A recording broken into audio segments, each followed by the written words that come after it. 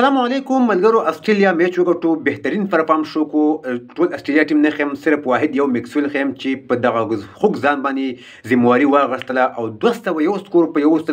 باندې باندې یو وشتلوريزي او لش پګيزي دا د چا د وجنه موجب زدران کیچ ډراپ کو او استرالیا ټیم ته میچ په جولای کې ورواچو، په لمن کې ورواچو چې دا واده ستاسو شو موږ میچ نه اخلو. دا کیچ کې چې ډېر زیات سخت وي، به انتها سخت وي، د ډای کیچ وي یا ډېر زیات لانګ کیچ وي یا په باونډري باندې تیز کیچ وي، موږ وایو چې زاله کو دومره مطلب څه داسې خبره پکې جوړیږي چې مطلب دا کیچ سختو، خو دومره آسان او دومره ایزي کیچ نور احمد په 90 سکور باندې چې ووټو دغه ټیم کې نور احمد کیچ ویستو، مجيب زدران کیچ ډراپ کو، دغه ځینې میچ لاړو. میکسویل ځکه هټینګ شروع کو چې ما سره خو اسې وکټ نشته دی، بل اپشن ما سره نشته دی، که زه سنگل کوم یا مطلب څوريزي په مزه مزه نو دوی باندې زما میچ نه راوړي. نو ما غواړم چې میکسویل بس آزاد او کلاو گیم شروع کو. میکسویل خو تاسو ته پته چې میکسویل یو خطرناک بیټسمن دی،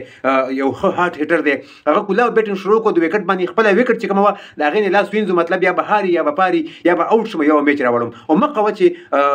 هغه خپل هغه کم سوچ او کم فکر باندې چې لاړو چې مطلب یا به اوټ شم او یا به میچ راوړم. او مخه و چې هغه په هر بال باندې ټرای کړی دا غلط بالي پرې خېده او په صحیح بالي ټرای کړی دا او دغه سکور په 90 سکور باندې د استرالیا وکسان وټو. کچې ته د میچ داسې شوی چې استرالیا ټیم د اول نه صحیح روان دی، مطلب اول نه صحیح روان دی، میچ ټول استرالیا طرف ته بیا افغانستان بیللې وي، نو بیا به خیر د خفګان خبر نه وي. خو افغانستان ټیم ګټلې میچ ویو، بلکې افغانستان ټیم نه ټول افغانستان ټیم ځکه نه یادو چې صرف مجيب زدران یادو چې میکسویل کیچ ډراپ 200 سکور پارتنرشپ او پټ کمینس د دې چې کوم کپتان دی په آتش په بالو باندې 12 سکور کړی دي،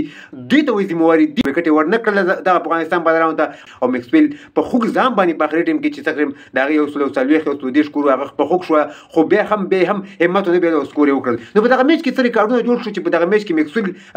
سکور وکړل، 200 سکور وکړل، د ورلد کپ هاي سکور شو. افغانستان د سیټ نه پکې هم دوه ریکارډونه جوړ شو چې ابراهیم د درام پکې د افغانستان د سیټ نه په اول ځل باندې کوم بیټسمن سیریز نه والی، هغه پکې سیریز والی د افغانستان د سیټ نه هایست سکور چې کوم په ون ډے ورلد کپ کې هغه 200 یو مخ کې د ویسټ انډیز خلاف او 290 د استرالیا خلاف شو. نو مرګو لوبه دا بس گیم دی، دا پکې راځي کیچ مطلب هغه ټیم سره ډراپ شوی نه وي او میکسویل د هغه نه شروع کړی وي او کیچ نه وډره. نو بیا هم څه خبره نه و ځکه چې میکسویل یو ښه لوبغاړی دی، بس هغه میچ راوړو. خو چې کیچ ډراپ شو نو دلته موږ بس سیستم نشو ویلی چې مجيب زدران ته دومره آسان کیچ دلته بال لازم هغه ته نشي ویلی، دومره آسان ته دا میچ واغست، دومره آسان ته دا کیچ واغست چې ټول میچ ټول افغانستان فینس ټول د کرکټ فینس چې څومره دي هغه ته په دې باندې خپکړه چې تا